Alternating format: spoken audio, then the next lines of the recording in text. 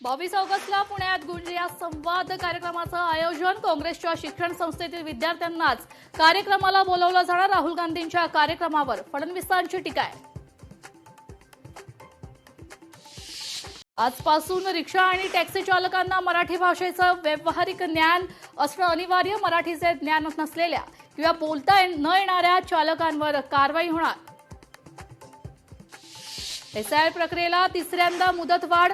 मतदारांना मोठा दिलासा. 1 ऑक्टोबरपर्यंत एसआयआर प्रक्रियेला मुदतवाढ. पुण्यात ओबीसी नेते नवनाथ वाघमारेंविरोधात गुन्हा दाखल. 2 समाजात तेढ निर्माण होईल असं वक्तव्य केल्याचा आरोप. विश्रामबाग पोलीस स्टेशनमध्ये गुन्हा दाखल. 2 सप्टेंबरला एकनाथ खडसेंचा 75वा वाढदिवस. सोहळ्याच्या पत्रिकेत प्रमुख उपस्थिती म्हणून मुख्यमंत्री फडणवीस, शरद पवार यांचं नाव, तसेच मंत्री गिरीश महाजन, आमदार चंद्रकांत पाटलांचाही फोटो आहे. महापौर रितू तावडेंकडून जुहू चौपाटीची पाहणीत प्रचंड कचरा असलेले ठिकाणं पाहण्याचं रितू तावडेंनी टाळलंय. पाहणी दौऱ्यावर प्रश्नचिन्ह उपस्थित.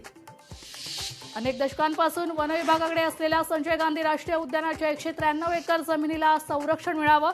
सेव्ह एसएनजीएनची गटाची वनमंत्र्यांकडे मागणी. रस्ते आणि उद्यानांसाठी वन जमिनीचे हस्तांतरण ही एक फसवणूक. वनमंत्री गणेश नाईकांचं वक्तव्य.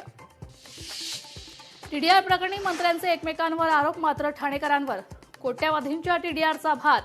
ठाणेकरांच्या प्रश्नावर मुख्यमंत्री गप्प का? दिदायबाई कंपनीला दिलेला टीडीआर मुख्यमंत्री स्वाधिकारात का थांबवत नाहीत? सरकार या टीडीआर प्रकरणी पुनर्विचार याचिका दाखल करणार का? लोकशाहीचे सवाल.